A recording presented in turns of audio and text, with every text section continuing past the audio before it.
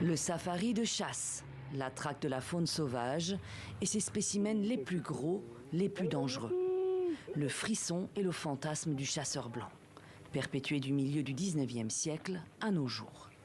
Une pratique appelée également la chasse au trophée, en référence aux cadavres d'animaux que les chasseurs fortunés, souvent occidentaux, ramènent ensuite chez eux. Des trophées de chair et d'os empaillés par des taxidermistes pour être exhibés au-dessus d'une cheminée ou sur le parquet d'un salon.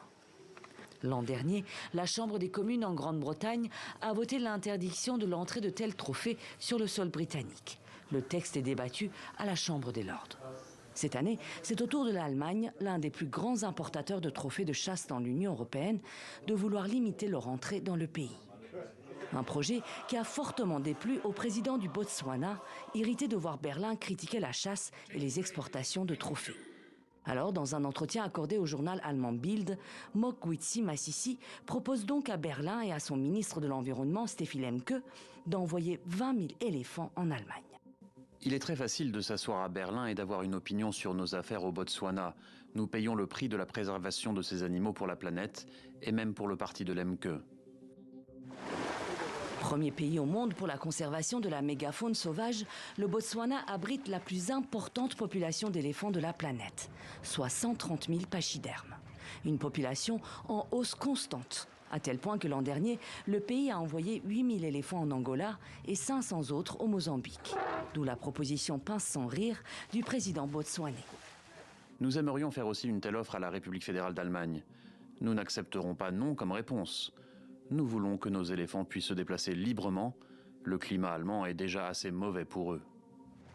À charge pour l'Allemagne de gérer ces troupeaux d'éléphants s'ils venaient à débarquer sur son sol. Une gestion très complexe.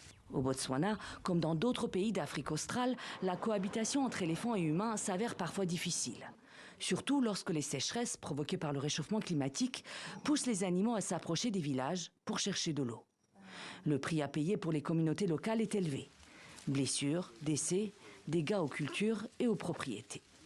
Le président voulait faire comprendre aux gens, à ceux qui s'en prennent à nous concernant la chasse, que ce n'est pas facile de vivre avec ces animaux, surtout compte tenu du nombre qu'on a.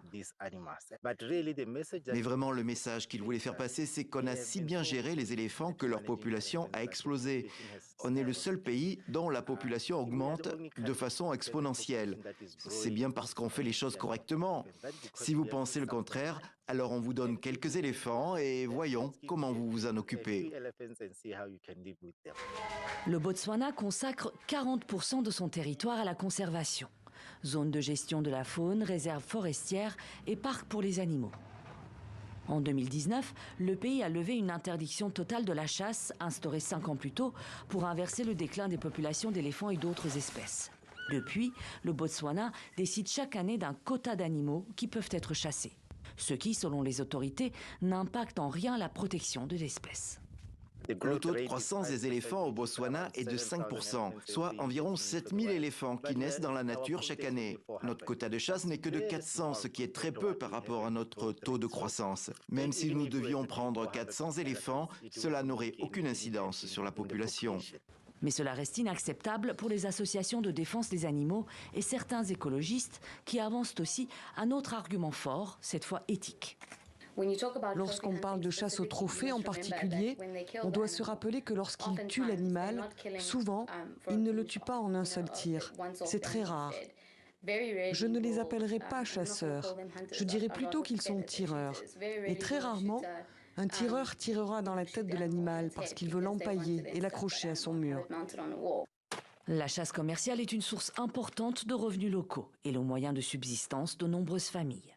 Pour certains défenseurs de l'environnement et les autorités africaines concernées, son interdiction risque d'être contre-productive, avec des impacts négatifs comme la hausse du braconnage. L'une des solutions pour la bannir serait la mise en place d'une économie parallèle pour les communautés en concertation avec les pays concernés.